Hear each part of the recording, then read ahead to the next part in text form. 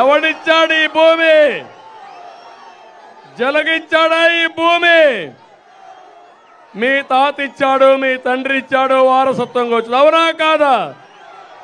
ఏం చేయమంటారు? చించేయాలి, చెత్తబుట్లో వేయాలి. నేను వస్తానే రెండో సంతకం పెట్టి ఈ చట్టాన్ని రద్దు చేస్తా.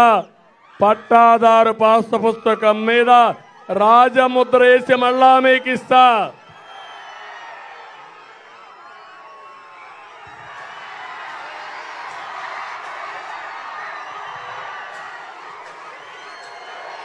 తమిళ్లో రెండోది కొత్త చట్టాన్ని తీసుకొచ్చారు.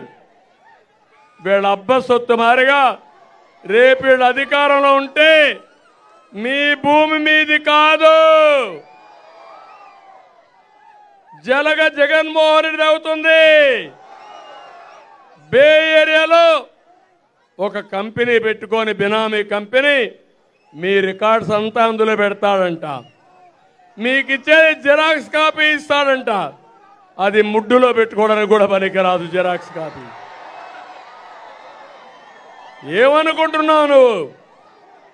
నేను అడుగుతున్నా, ఒక ప్రైవేటు వ్యక్తిని పెడతానంట గుమస్తా అని.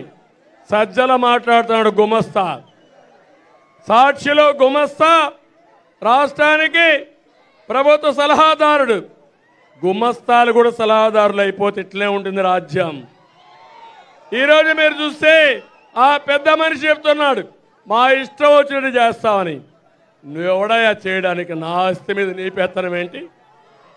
ఆస్తి నాది, నా కష్టార్జితం. మా నాన్న ఇచ్చాడు, మా తాత ఇచ్చాడు. మీ నాన్న ఇవ్వలా, మీ తాత ఇవ్వలా, మీ అమ్మమ్మ ఇవ్వలా. అవునా కాదా తమిళ్లో? ఆస్తులు కొట్టేయడానికి ఇది కొత్త మార్గం పెట్టుకొని టైటిలింగ్ రిజిస్ట్రేషన్ ఆఫీసర్ అంట జగన్మోహన్ రెడ్డి నామినేట్ చేస్తాడంట. మనకేదైనా రిజిస్ట్రేషన్ చేయాలన్నా లేకపోతే ఏం చేయాలన్నా ఆయన దగ్గరికి పోతే ఆయన చెప్పిందే ఫైనల్ అంట. తర్వాత కోర్టు కూడా లేదంట. అందుకే నేను అడుగుతున్నా, జగన్మోహన్ రెడ్డి సమాధానం చెప్పాలి. ప్రైవేటు వ్యక్తుల్ని రిజిస్ట్రేషన్ ఆఫీసుగా టైటిల్ రిజిస్ట్రేషన్కి పెట్టావా లేదా అని అడుగుతున్నా. నీ ప్రైవేటు వ్యక్తులు నా ఆస్తి కాపాడతారా తమ్ముళ్ళు? ఈరోజు మీరున్నారు, పట్టాదారు పాస్ పుస్తకం ఉంది, 10-1 ఉంది, అడంగల్ ఉంది, ఎన్కంబరెన్స్ ఉంది. అయినా మీ భూమి కొట్టేస్తున్నారు కదా సైకోలు. ఏమీ లేకపోతే మీరేమవుతారు? MRO ఉండడంట, RDO ఉండడంట. ఈయన నామినేట్ చేసే మనిషి మన ఆస్తి పైన పెత్తనం చేస్తాడంట. తల్లి ఒకటే గుర్తుపెట్టుకోండి, ఎన్నికల్లో ఫ్యాన్ తిరిగితే మీ మెడకు ఊరే. మీరు ఎన్నికల్లో ఫ్యాన్ కూరేస్తే మీ ఆస్తి భద్రం, ఏమీ నష్టం రాదు. అందుకే ఈ చట్టాన్ని రద్దు చేస్తా, ముక్కలు ముక్కలు చేస్తా, చెత్తబుట్ల బారేస్తా.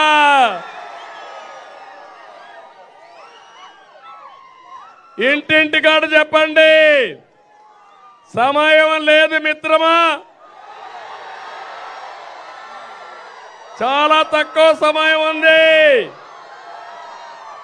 రేపు మధ్యాహ్నం 4 గంటలకి అన్ని బూతుల్లో ప్రజలందరూ కూడా వచ్చి ఈ చట్టాన్ని మేము ఆమోదించమని జిరాక్స్ కాపీ ఇస్తానంటున్నాడు. నీ జిరాక్స్ కాపీ మాకొద్దని చించి చెత్తబుట్లో బారేయండి. ఎన్నికల్లో మీ ఆస్తులకు భద్రత రావాలంటే